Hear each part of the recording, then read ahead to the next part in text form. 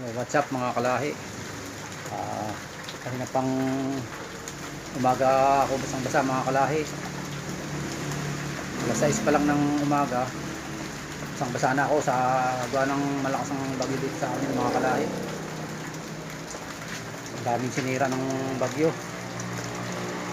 Tapos si brownout pa, hindi na ako pagluto. Bukas hindi ako makakapasok sa trabaho mga kalahi at ayusin ko itong aming bahay. Pagod na nga, sakit na ng katawan ko, pati bayawan ko napakasakit. Ipapakita ko sa inyo mga kalahi na mga sinira ng bagyo dito sa amin. So yan mga kalahi, o yung tricycle ko linagay ko na sa sulok, basang basa rin yan. Nalamigan na yan, ang hirap ng panda rin mga kalahi.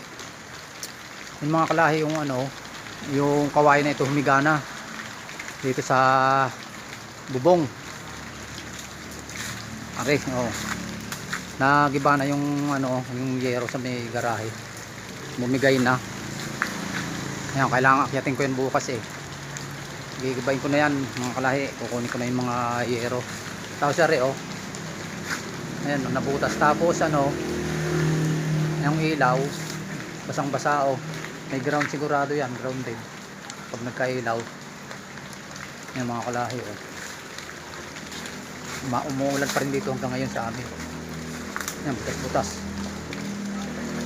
Tapos tinabas ko na yung dalawang puno ng kawayan din yan. Yung sa kabila nga mga kalahi nagiba yung gate, malaking gate na kulay green. Umuulan pa rin. Yan mga kalahi, talagang wasak. Ayan yung gate. Yan ang gate mga kalahi. Tapos yun yung bakod nagiba na rin. Pinasok na nga yung mga yero.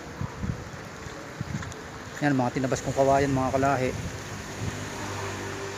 Isang basa na ako mga kalahi.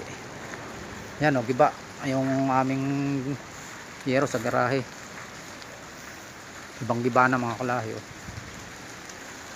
humiga na yung kawayan.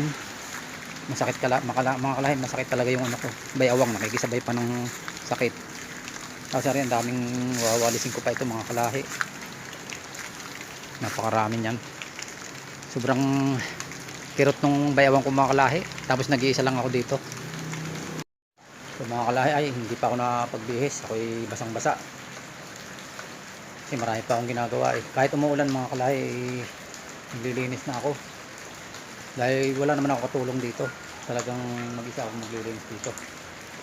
So mga kalahi, hapon na, hanggang dito na muna mga kalahi. Bukas maglilinis ako mga kalahi dito, samahan niyo po ako sa aking pagbablog bukas mga kalahi. Hanggang dito na lang muna mga kalahi at talagang ako'y ginaw na hindi pa tapos ang aking paglilinis. Babalisan ko pa ito. Tapos yung isang yero ibububong ko doon sa butas na may kusina. Walang taga-abot, ako lang mag-isa mga kalahi yung yero doon. So hanggang dito na muna mga kalahi, bye bye.